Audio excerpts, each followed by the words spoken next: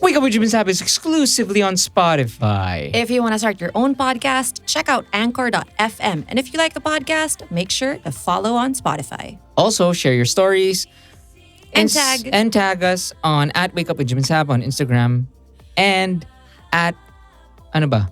Di ko alam. Anyway, ito na yung show. Can I ask you to stay? But say I'm the only one, and I'll find other ways. Welcome to the Wake Up with Jim and Saab podcast. We're Jim and Saab, and this is a podcast where we talk about what the sprak is going on.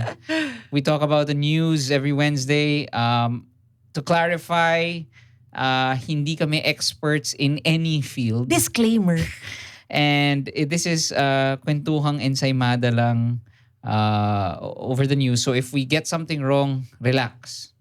We are not claiming that we're the experts. So today we're going to talk about the latest news. We're going to decipher it. And Also, actually, part of the today's agenda, for the first time ever, we've given the pod kids first time ever. on the Jim and Sab Facebook page to decide who is our motherfucker stay at home. Okay. So we're gonna read out nominations of our motherfucker stay at home of the week. Motherfuckers just stay at home. Yes, and she's back pala. She's back. Apparently. She is a nominee. Oh my gosh. Yes. Astig. Yeah. Good job. Good job. Good job. I think she is the one with like the most nominations. I mean, Yeah, parang Ukraine. Okay, Yes, let's get to that later. Parang baka nga the episode can just be what the motherfuckers stay at home. Before that, can we start with good news? Okay, great. Okay lang? Sure. Kasi baka you might not finish the episode, so we have to say it now. Okay. Good but, news but I is- hope you do finish the episode. Oo Because nga, what the kasi bakit? sprak? Oo nga eh. Good news is, we are finally doing a get-together for the podcast. Yay! March 19, it's a It's a meetup. It's a meetup. It's It's a grand eyeball. It's a mini rally. It's a cool rally. It's not a regular rally. It's a cool it's rally. a cool rally. It's a hip and indie rally. Joke lang, but this is our way of supporting President Lenny. And yun, we're encouraging all the podcasts to come. March 19, wear pink. Details it's to not follow. Kasi Details nakailang, to follow. naghahanap pa kami ng venue. Just Medyo FYI, tapos na. we wanted it to be at the Lenny HQ, Oo, pero nag-announce na kami, we FYI. did not want, we realized like, ayaw naming manggulo, baka maingay, and we don't want magalit yung mga neighbors sa Lenny ayaw headquarters. Namin, kasi parang we don't want to be responsible sa isang gago na Grabe yung headquarters ni Lenny, yung ingay. parang ganun. ingay. Or, Walang respeto sa neighbors, pero actually, kami lang yun. Kami lang yung walang respeto. But we will not stay at home. We want to make noise. So, yeah. we're in the process of finalizing the venue. So far, it's still in Quezon City. Details to follow. Make sure to follow Wake Up with Jim and Sab on Instagram and our Facebook group, Wake Up with Jim and Sab. Malapit for na, more malapit details. na talaga. Yeah. And for this event, please, motherfuckers, don't stay at home. Except if you're out of town or if you're out of the country, you're with us in spirit. And we're going to try to document it the best Yeah. that we can. So you can be part of it. Yeah. It's gonna be so fun. Such a cool rally. And it's officially the first it's the first official gig of Cheats. yes. We're gonna play after 2 years. Also, it's going to be limited capacity. So To 10 people. 10 people lang siya. Tsaka. Pero limited capacity lang siya. So basta Yeah. stay tuned na lang. Mga nasa 150, ganun ba? Mga ganun. Yeah, so we're trying to figure out pa how to do it. But if you plan on going para lang we can gauge, can you please post this episode, tag us, #podkids for Lenny? Yes. Just and say, I'm going to Podkids for Lenny. Yeah. Please do that. Okay, let's go to the news. Okay. The first one, definitely from great news to horrible news. Everyone knows what's going on with the Russia-Ukraine situation. Jim, did you say you wanted to explain this? Yeah, I wanted to explain it lang in a way na I am ashamed na I knew nothing about this. So ako, ikukwento ko lang as much as I know and as casually as I can. Mhm. Okay? without judgments from you or anyone else. Sure. You cannot judge me. It's too late for that. Charat. Okay. So basically, Ukraine wants to join NATO. Diba? And Russia is against that because Ukraine has lots of resources, natural resources na if mawala, and I think may connection pa yun sa nuclear warfare na maraming raw materials yung Ukraine, and so that would be a big blow to Russia if strategically, basically, Yeah. if they lose Ukraine. Because the history is that Ukraine was once part of what was the Soviet USSR. Union? Sorry, tama, USSR. Okay. So- So, parang it's the same situation as China and Taiwan. North and South Korea. Parang North and South Korea, China and Tayo. in Yeah, a way, what's happening? In a way. So, NATO naman, I believe, is from World War II, yun yung allied forces. It's a treaty organization. Na lumaban sa kay Hitler. Di ba? And this organization, yun nga, nandun yung allied forces, and that's why Putin is declaring war because he doesn't want. So, all I know is that the best way that we can fight this or stop a war is the economic sanctions that because that's the difference now between nung World War II. Di ba? Yeah. Na there's globalization. So Russia depends on different countries for whatever. So US can say, okay, no more Facebook or whatever. Yeah. I'm kidding. Pero kung like, no more. I think that's actually the case naman sa Russia talaga eh. Hindi na kami magdadala ng oil or something like that. Parang ganun. Okay. So yun nga, like you said, several countries have imposed sanctions against Russia, and Ukrainian President Zelensky is being hailed by many as a modern hero. Nakikita mo ba yung update sa kanya? No. Ang ganda ng mga sinasabi ng mga speech. And you know, this guy used to be a comedian. Whoa. He was in the Ukraine's version of Dancing with the Stars and everything, and Nakikita ko yung nakita ko daw yung parang the civilians are arming up. Di ba? Volunteering. parang he's saying talaga na I'm here, I'm right here with you guys, I'm fighting beside you, and we're not gonna give up. And he's inspiring as a leader, and So what were you saying? he's getting a lot of, parang pinipraise siya ng maraming tao, not just from Ukraine. Okay. And I see that a lot of Filipinos also wish that we had a similar leader na hindi, alam mo yun, tulog sa kulambo, ganon, pag may nangyayari. I mean, medyo bare minimum, sana hindi natutulog sa kulambo. Debate nga, takot eh. Yung isa, yes. Oo. So, here is a powerful moment is that the members of the UN Council, which is about 140 ambassadors and diplomats from around 40 countries, walked out during Russia's Minister of Foreign Affairs speech at the UN Human Rights Council, Whoa. attempting to justify Russia's military aggression. Oh, I did not know this. Whoa. And there's a video of this. Good. That they walked out. Wow. Let me just read this. Jim Vaughn said, "The invasion has begun and the reports are sobering. Russian missiles destroying Ukrainian air bases, bombs and blasts heard throughout the country, air raid sirens ringing, martial law declared, villages seized, the Ukrainian people, families fearing for their lives. And as Putin wages war on Ukraine, he's also issued this warning to the West." This was the scary part, and I think this is why Huwag kayo makialam. this is why parang at most right now, what people can do parang are economic sanctions is because he said a couple of words for those who would be tempted to intervene. Russia will respond immediately and you will have consequences that you never have had before in your history. So That's hinting at like a nuclear war. So, gosh, but I saw that just today there were like bombings that happened, and it's honestly, this is very terrifying. Yeah. Actually, kaya kami ni Saab, that's why we've kind of like, since this whole thing started, we've kind of said, let's fucking go out. Let's Let's plan some shit. Let's move on.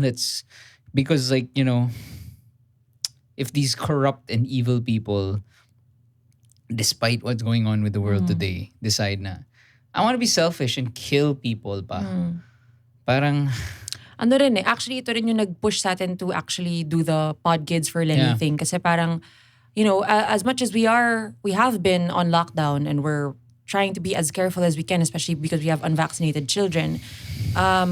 Thankfully, the COVID situation has been parang konting, hopefully I'm not speaking too early for this, but I hope it is going back to some sense of normalcy, and we feel like, I think we have to really rally for a good leader, because obviously with what's happening in Russia, if you have a leader that's fucking out of his mind and pure evil, shit talaga will go down. And speaking of pure evil, Bongbong Marcos says na something to the effect na wag na tayong makialam. He About said that. Ukraine? Yeah. Parang maraming tao can you believe a lot of people are saying malayo naman tayo dyan, wag na tayong makialam. And and I need people to understand this, because this is how I understand it. If this happens, this is going to be it's going to give other nations who are ruled by similar people the confidence to do the same thing. And with us and China, bitch, what do you think they're gonna think? Na parang if Russia could do that to Ukraine, and with Ukraine's very inspiring and, a leader talaga na leading them, what makes you think that they won't say na parang, kayang-kaya na rin natin yung Pilipinas. Yeah. Let's do it na kasi ginawa na nila. And then let's say kunwari, NATO didn't do anything. Nakita nila na and this is, if you watch any World War I and World War II documentaries, sa mga ganito nagsimula to. Ganyan yan. It's just like inaaway daw. Sino kakampi? Ganyan. Sino kakampi dyan? Yeah. Yeah. Scary stuff. If you haven't read up on it, I do encourage you guys to do so. So ako, just to add, if you do feel like, okay, ang layo ng Ukraine, whatever, wala tayong connection dyan, just, tama yung sabi mo, Saab, na just be reminded, that's why these elections are so critical. Yeah. And not just that, just for the plain fact that these are innocent lives, Yeah. diba? Not just because it could happen to us, but speaking of which, there's a whole other thing that's parang the racism surrounding this is amazing. What do you mean? Nakikita mo ba yung mga reports na talagang casual racism na parang all these white journalists are saying parang these aren't the usual refugees, aka black and not white. That's what they're saying. Na parang because they look like us and they're blonde, blue-eyed, and they're trying to escape. So we're gonna open our borders to them. Parang ganon. Ganon nangyayari. Sino ang nagsasabi nito? Go to the Instagram Saint Hoax. I love that Instagram account. SAINTHOAX. It's a good Instagram account to follow. And they call out itong mga white people. Okay. So, anyway, but speaking of, ito ngang si Bongbong Marcos who said, ito pala yung quote niya, I don't think there's a need to take a stand. We are not involved except for our nationals. It's like coming from a guy who's like, obviously, you in your fucking first class, diba? Parang so out of touch with reality. You should just shut the fuck up. Yeah. Speaking of which, itong si Marcos Jr., bumigay na naman yung Comelec'S sa kanya. No surprise. That's our topic number 2, our headline, which is that Comelec will release general topics of election debate for quote-unquote fairness because ni-request ng camp ni Baby. Si Baby. Si Bebe. Si pa-Bebe. So, Wawa naman kasi hindi siya nakapagpasok sa klase so he's attending this Comelec. Not even sure yet. He's like, he's waiting for them to give them the issues that they will talk about, the topics. But even then, even as Comelec said they would, he's still saying, I don't know pa, I'm checking pa the format. What's the format ba? Oh my God. Kasi, if it's not, don't na. Ganun. Gago. So here, let me just read through some of the things. He's the Commission on Elections announced on Monday that it will be providing presidential and vice presidential candidates general topics in advance for the debate to be hosted by the commission itself this March. Last month, they announced that all presidential candidates confirmed attendance, pero binawi ng Marcos Jr. camp yung attendance nila. So Comelec released a letter sent by Marcos's campaign manager, si Benher Abalos, saying Marcos Jr. has expressed his readiness to join. In the letter, Abalos requested that the candidates be able to discuss with Comelec the format and the issues to be discussed. Oh my God. Parang, guys, pwede bigyan nyo lang kami ng time mag-review kasi hindi kami nakapunta dun sa mga past debates eh. Kasi, taka na naman, nagluluto kami kasama ni Corina eh. It's like saying na, I'm only gonna go to an exam if alam ko na yung questions. Oo, totoo, totoo. Pero, alam mo yun, parang honestly, when you're gonna have an exam naman, bibigyan ka naman talaga ng pointers for review, right? Yeah. Pero parang ang tagal lang binigyan ng pointers.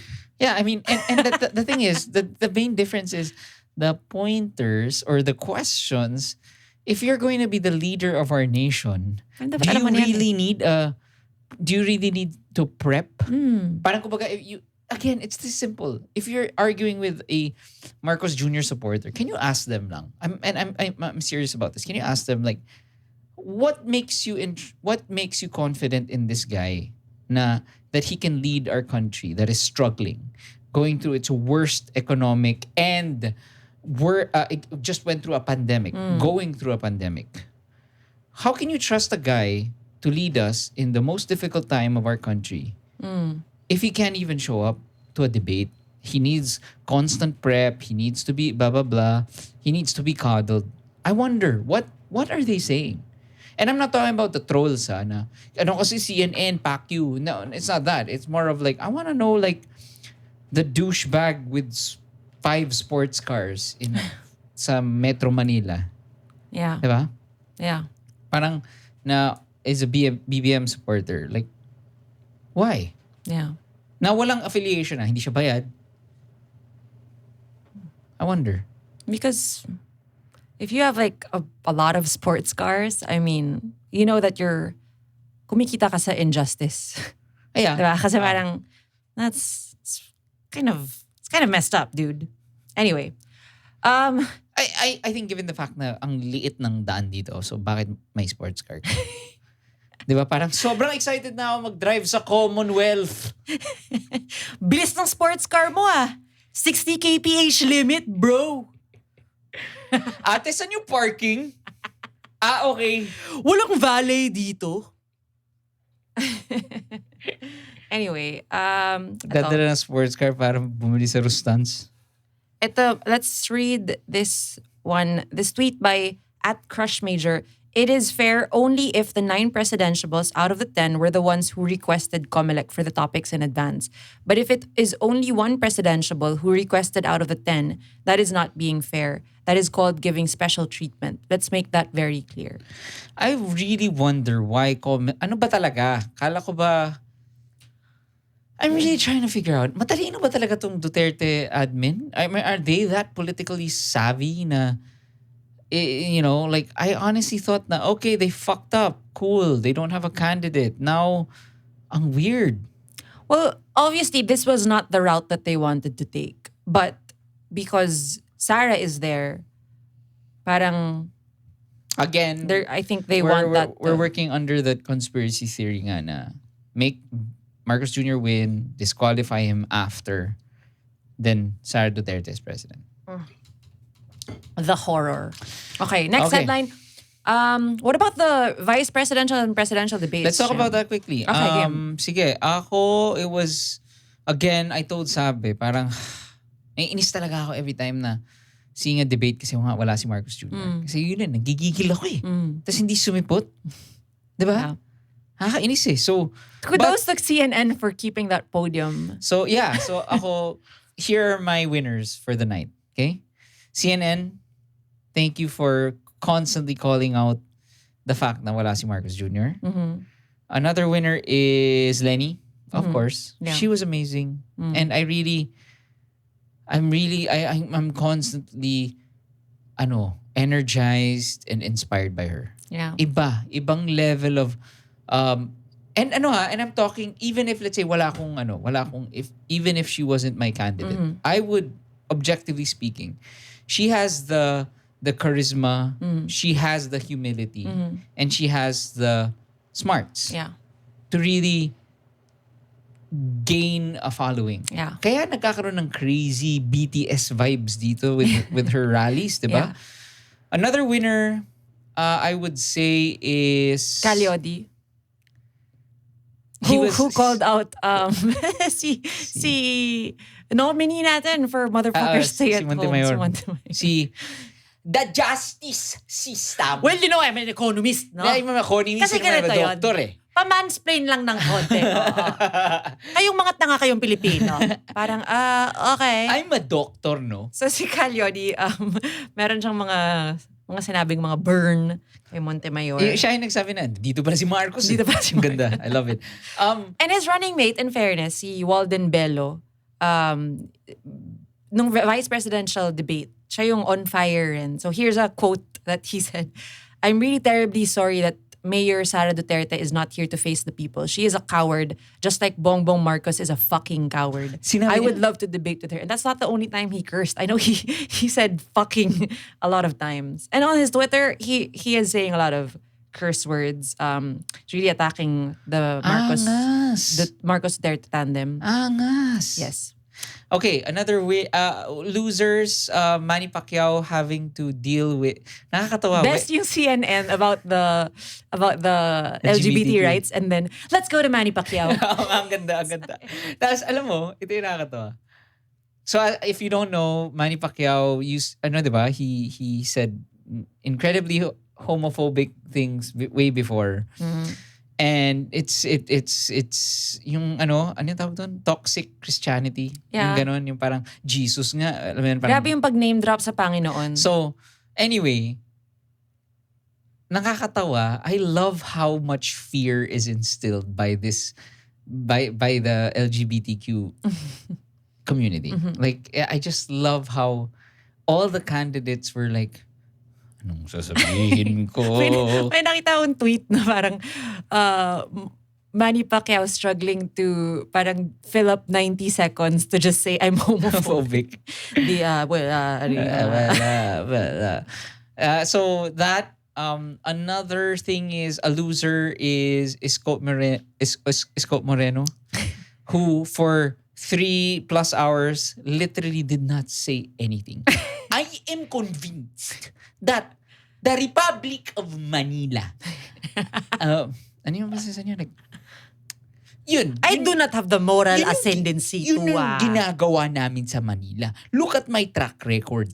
Grabe yung parang ba't naka-acting ka? Tapos nakakatawa, no? Parang, dude, like, wala ka talaga, no balls. Zero balls. Comedy daw nung naglabas siya ng resibo sa BIR because nga that funny thing about Montemayor, oh my God, yung nag-quote siya ng fake news tapos sobrang as in lakas ng loob niya na parang, what about the Bill Gates? I think we're gonna talk more about that later Okay. on. What else about the debate? Oh, and then, so sa Calyodi kasi, who is, with the workers talaga, diba? Talagang manggagawa yung pinaglalaban niya. And sobrang flop ni Montemayor na sinabi niya na parang, kinakagat niyo na ang kamay ng nagpapakain sa inyo. And then, yeah, that was a, what the fuck I move. think for 420 celebrators, Faisal was like is their champion. I'll have what he's having. Parang, you. Ano yung tanong? Yeah. Anyway. And let's give it up for VP Lenny, who revealed herself as a freaking rapper when she was talking about where she was during the COVID pandemic. Nung January, Ano, nung Feb, nung nung March, March. nung April, nung May. And then here comes Ping Lacson. Talagang, ito. I was daydreaming while we were watching. I was daydreaming. Yeah, I was. I know what were you're you? gonna say. I know what you're gonna say. I was sobra. I was like, please, Lord, please, let this happen. I was thinking like biglang Pacquiao suddenly says, kasi he was saying like, Kung hindi ako, kung diba? hindi ako, basta ng Panginoon, blah, blah, blah, chorva. He enumerated all of the things that described Lenny. Yeah, and I wish he suddenly said, parang, if you want Pinoy flair and drama, Yeah, that would have been. that could have been it, man. And you could have won the people back. He could have said like, kaya ako, honestly, kung ako, iboboto ko si Lenny Robredo. Diba? Or I'm conceding and I'm backing her. And then biglang isa-isa si Ping Lacson. si Ping Lacson. Calyodi. Diba? That would have been so cool. That would have been so cool. Comelec debate. Cutie. Okay, anyway. Shall we move on to... let's talk about the powerful photo of her walking first without her family. heels. Ah. The one after, post the debate. Ako, you know what I loved? Her notes. Her notes. Sobrang... No, and did you see her children's Yeah. notes? Ang ganda ng notes Ano ba yung nila. penmanship na yan? Sobrang ganda ng notes. Gusto ko nun. Bakit hindi ko rin Tapos yung yung notes handwriting ni President Lenny, ko? asan talagang kita mo, beautiful mind. Yeah. Ugh. Okay. Hi. No.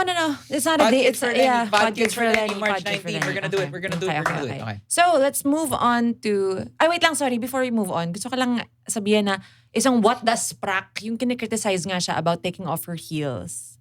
It's like, jokes on them because itong mga taong to who are parang saying na parang grabe ang drama, ganyan. Parang nakakatawa kasi nagkakatapos na ng SAG Awards, Screen Actors Guild Awards, and then the actresses there during commercial breaks were in their bare feet because nga it's not a secret. Our feet hurt after wearing heels. And powerful moment and honestly, yung hindi niya pinahawak sa iba.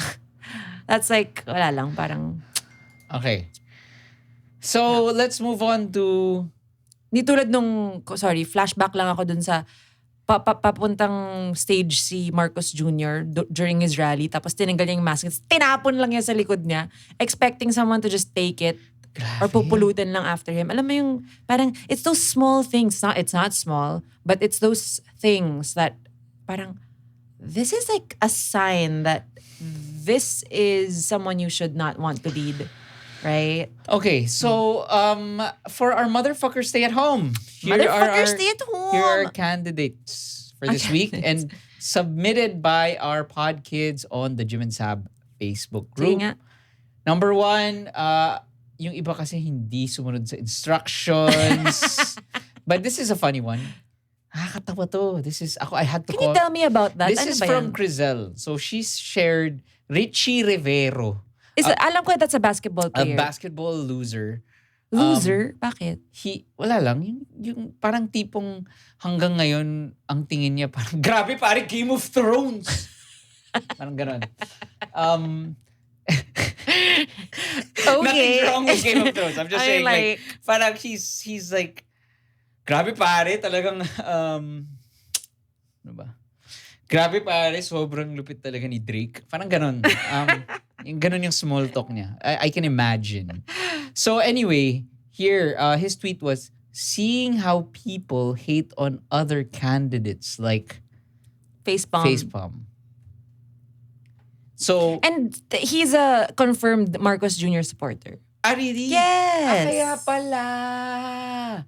So yan, tinira siya ng Am mga... I not right? I'm right? So, Kasi yan, nakita ko tinira- yung mga previous posts niya that people dug up. If I'm wrong, I'm sorry. Okay, I'm so... not wrong. Am I? Okay. Let's see. Okay. May mali ba sa sinabi niya? The mere fact that he's coming from again, it would have been totally different. Let's imagine a world where BBM is not the son of a dictator that pillaged and stole from our country. Let's imagine that. Na he's just some unqualified brat. Okay?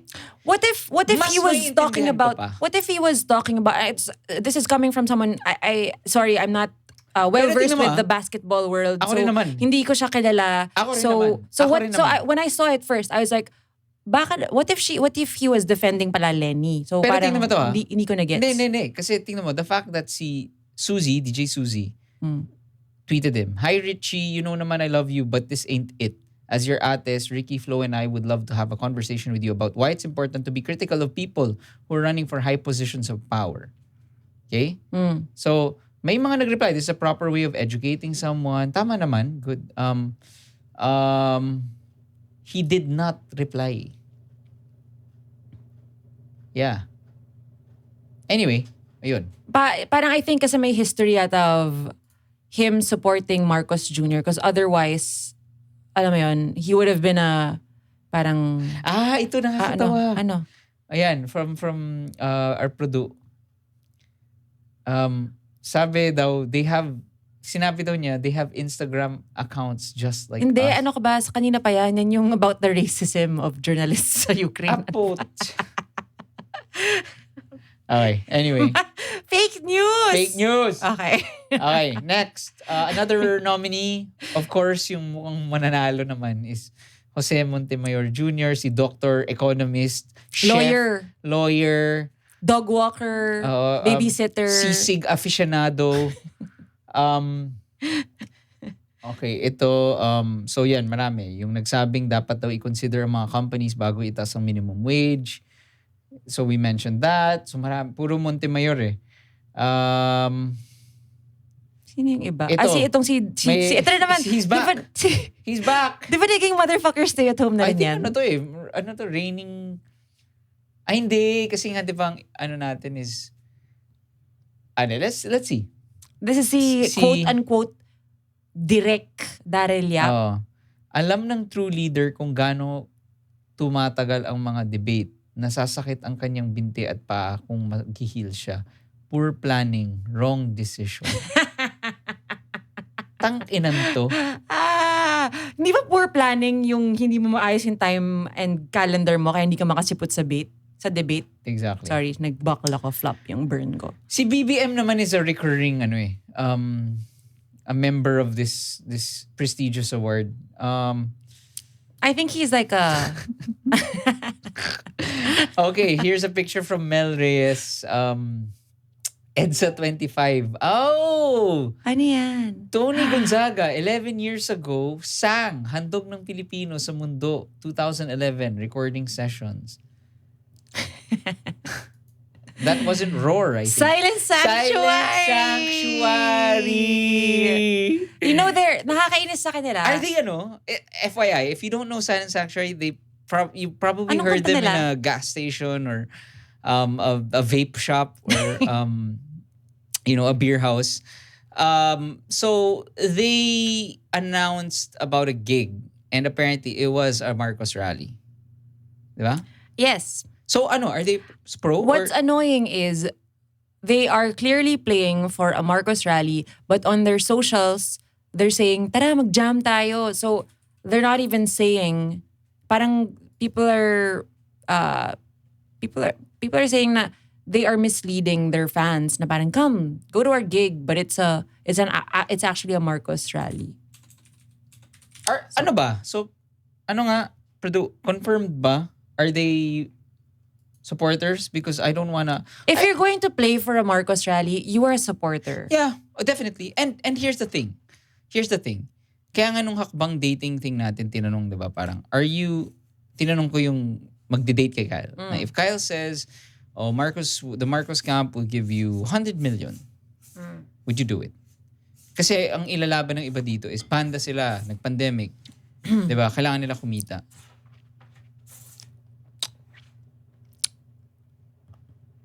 At the expense of, Your dignity. yeah, and the future country. of our country. Yeah. Diba? Parang lahat naman tayo gustong kumita, diba? Para lang bumili na naman ng anyway.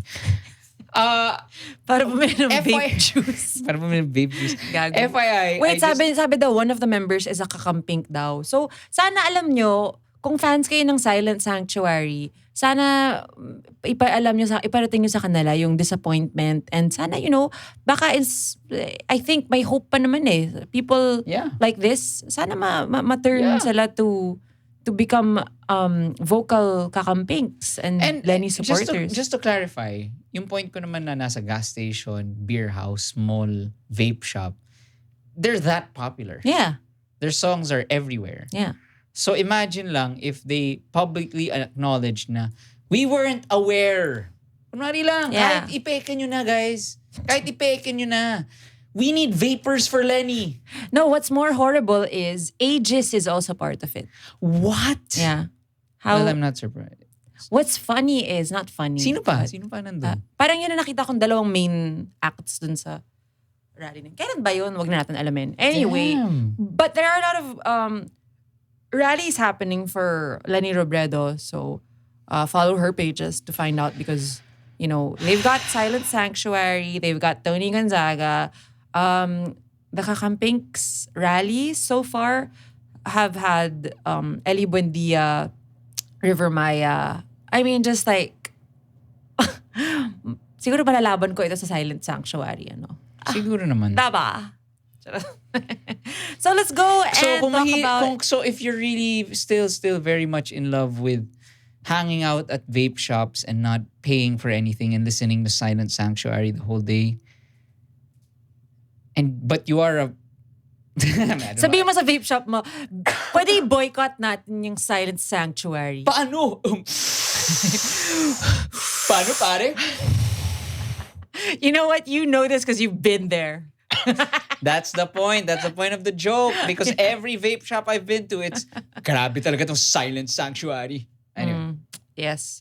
Well, yes, John Oidana has confirmed that he's playing at the upcoming rally. So, yay! Okay.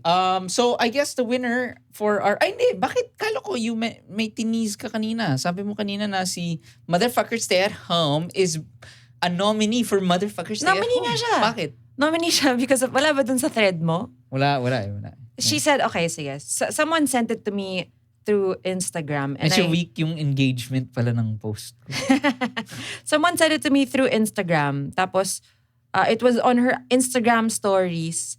Tapos, nakakatawa kasi na-screenshot ko because minutes later, she deleted it. I guess, at least dinelete niya because she acknowledged it was wrong, maybe. So, it's a screenshot of her saying na parang understand, kumbaga, understand Russia. Parang ganun. Ugh. Sorry, ano? Something to that effect na victim blaming ng Ukraine. Really? Yeah. Yeah. We're gonna, you know what? Right. Maybe we can post this screenshot on our Facebook page. This one is from Rai, but I didn't watch it. It's a video of Anna Lynn McCord. I'm just looking at the Right. video now, but it seems like it's... Ano yun? She's parang ina-attack naman niya si Putin. I don't know. Gal Gadot vibes kasi. Parang, Okay, parang ano. imagine all Ayun, the parang Gal Gadot. Gal Gadot. Gal Gadot. So parang ano siya, corny vibes, ganun. Pero at least kinall out niya, hindi ba? Ewan ko. She said kasi she posted a video, parang, dear Mr. President Putin, I am sorry, I was not your mother. And parang spoken poetry. Ay.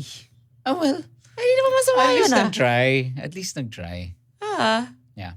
Siguro, ewan ko. Yeah. I think hindi siya karapat-dapat maging motherfucker hindi siya, stay ano, at home. So who's Pero- our winner this week before we end? Drum roll. It's The economist, the chef, the lawyer, the sports car owner, the Ferrari. Jose Montemayor Jr. is our motherfucker stay at home of the week. Because this motherfucker should definitely just stay at home. Ano yung bago niya? Okay. Aside from the debate. FYI, Jim, remember our last Watdasprak episode na sobrang winali mo yung pagkopya ko kay Carmina? Yeah. Yes. I understand yung dismay mo kasi I really fucked that up. Okay. But she did it again! Boom, she did it again, bitch! Yeah. So si Carmina Constantino at Constant Casey on Twitter, grabe yung burn niya kay Jose Montemayor because nga kanina, as I said, he brought up this thing na fake news, some Viber news about a Bill Gates donation. Parang, I think, di ko na nga alam kung ano yung true story dito. Ito. Let me read the headline from the Philippine Star. Journalist Carmina Constantino of ANC's In Focus responded sharply to presidential bet Jose Montemayor Jr., who said she was paid to ask him about his claim that Isko Moreno received $15 million from Bill Gates for his campaign. Tapos, sabi ni Jose Montemayor Jr., if you would just research, especially you are in the media, you should have known better. Unless Isko Moreno paid the ANC and ABS-CBN, and then I'm gonna try to do this now. Go for it. I can't fucking do it. Watch it na lang. Watch the viral video, but I will quote her. She said, wait, I'm not gonna let this pass. She was so fucking fierce. I can't. Okay, so sabi niya, we are not in the business of getting paid. I am personally insulted by that insinuation. We can go on with this interview. We can leave this topic aside and move on. But let me tell you, that is not an insinuation that I will take lightly. This company is not in the business of getting paid. This journalist that you're talking to right now has never been or ever will be paid by anyone to ask or not ask any questions. Grabe talaga. I can only imagine. I channeled my constant case. That was good. Thank you so much. But it doesn't end there. She says something like, let's move on. And then she's like, what do you think it would mean for a president to believe in fake news? And then the guy was like, is it a personal question? And then she's like, it's a question. Ganda. It's a fucking question. Like, Ganda. bitch, who cares if it's personal or not? It's a fucking question. Just answer it. Ganda. Just so that you know rin. Wait, also claim to fame ko, sobrang kilig ako. She replied to my tweet and she said, Happy Women's Month. Can we please tweet her and say, I don't know. Yay. Let's do that. I think we should make that a thing.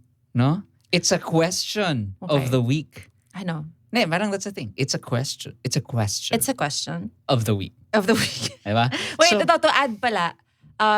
Sobrang mema kasi si Montemayor, diba? Ito yung mga things that people do not like about him. Pro-corporations siya, accusing Isko Moreno of receiving $15 million from Bill Gates. Tapos ito, clincher, anti-vaxxer siya. Oo nga, tas ang dami niya sinasabi Remember? about COVID. Oo nga. Doctor siya. Tapos, What the sprak? yeah, he said something about like, dapat hindi i-mandate yung vaccination, chever. What the sprak? What the sprak? Okay, guys, thank you again. We are so excited to see you March 19. Again, I'd like to remind you to please share this episode, tag us, tag Wake Up with Jim and Saab, and use the hashtag PodKids. Just say I'm going to PodKids for Lenny. Hashtag PodKids for Lenny. Hashtag Yes. PodKids for Lenny. Thank you. Bye. Wait. Before we leave, good news, diba? So it's International Women's Month, and as you saw, Lenny is the clear winner of the debates, and I know she's in a rocket in the Comelec debate also. And regardless of the fairness, keme ng Comelec, and also Constant Casey. Sorry, I call her by that because we're Twitter friends now because she tweeted me. But Carmina, you are a fierce woman, and I pwede pa tweet siya, Podkids at Constant Casey. We love you. Podkids love you. Dami natin pinapagawa sa kanila. Okay. Punta kayong March 19, ha? Also, Pio Ontiveros and Pinky Web, shout out to you. Sobrang love the great job that you did. VP Lenny, please, let's do it. Let's ipanalo na natin to. Podkids for Lenny, March 19. Follow us on our social media accounts and we're gonna see you there. Yeah, I'm going hashtag PodKids for Lenny. Yung 4 ba? 4? Number 4 or 4? F-O-R? F-O-R. Dapat F-O-R. Ay, nag-notes pala. Okay, thanks. Bye.